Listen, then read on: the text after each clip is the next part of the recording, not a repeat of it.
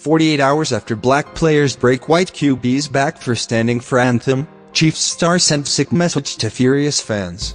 Protests within the NFL have taken a nasty racist turn over the past several weeks, after Seahawks player Michael Bennett started a sick new trend where black players are now rendering black power salutes anytime they sack a white player on the field. The NFL has an even bigger scandal brewing, however, after white Raiders quarterback Derek Carr had his back broken over the weekend during a tackle, where some sports commentators are speculating that Carr's all-black offensive line refused to block for him, a savage punishment to Carr for choosing to stand for the national anthem while they all sat before the game. As Carr's season-ending injury looks to be the result of a disgusting act of racism on the football field, nothing could prepare fans for the sick thing that a Kansas City Chiefs player did just 24 hours after the Las Vegas massacre, as a literal F-you to anyone upset about these racist protests. Monday night's football game between the Chiefs and Redskins was overshadowed by the horrifying massacre that took place just 24 hours prior, after a deranged gunman opened fire from the 32nd floor of the Mandalay Bay Resort and Casino, killing 59 and injuring 527 others. Many players decided to put aside their political differences in order to honor the dead, as many previous protesting athletes decided to stand for the national anthem in order to show unity for Americans during their time of grief. But Kansas City Chiefs cornerback Marcus Peters wasn't going to let the massacre of 59 Americans interfere with his protests, and callously chose to sit on his butt while the national anthem played, igniting fury across the stadium. While Peters' actions were enough to make most NFL fans swear off watching a Chiefs game forever, nothing could prepare the crowd for what Peters would do later in the game, as the cocky player would later be caught screaming something absolutely profane to the outraged fans in the bleachers. Noticing fans' displeasure for his choice to sit for the national anthem, Peters was caught screaming at a fan where he yelled "F you, Viet,"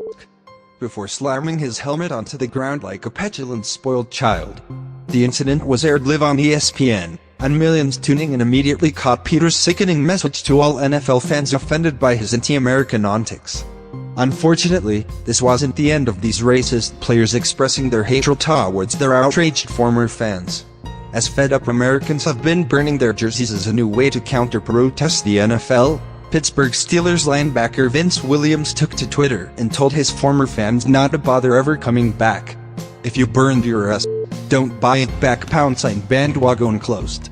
It's truly startling how the NFL has been transformed into a platform for these oppressed millionaires to spew their anti-American rhetoric, but even more startling how their protests and antics are now transforming into personal attack towards white players and their former fans.